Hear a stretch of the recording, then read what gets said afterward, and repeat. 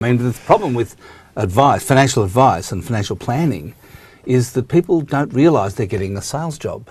You go to a mortgage broker, you know that you're being sold a loan, right? That's what you're going there for, and everyone gets the fact that the mortgage broker is on a commission. That's fine. But when you go to a financial advisor, most people don't know they're getting sales. You're going for advice. And so the sales is disguised as advice.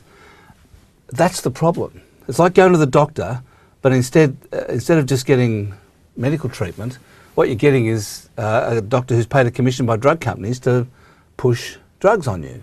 Now, you talk to a lot of financial advisors, and you've spoken to quite a lot who say that this is actually a terrible system, that they should charge a one-off fee, give the advice, and then put them in the right product. So what are they telling you about what the system should be?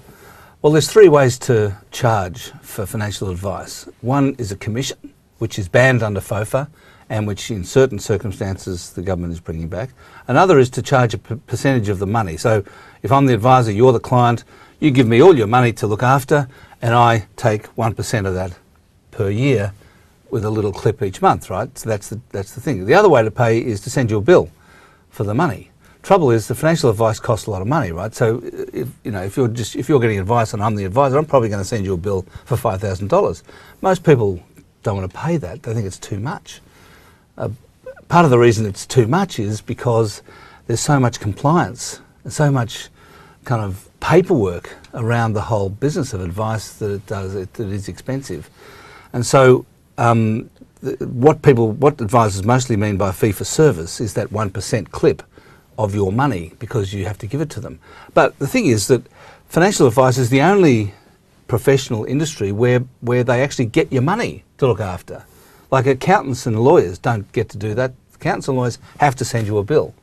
And if you don't like it, you can complain about it and all that stuff, or you have to agree to it up front. Now, what about the idea that every 2 years they should be forced to send an account to the client and tell them what they've done for that time, rather than just rolling it over in perpetuity, where they just clip a ticket without even having to really provide much of a service at all? Well, that was why that was put in on FOFA, because the financial advisors were just doing that. You know, they're just clipping the ticket in perpetuity and never contacting the clients. So they, at least under this FOFA law, have to actually contact the client. I mean, most good financial planners have no problem with that, because they're talking to the clients all the time.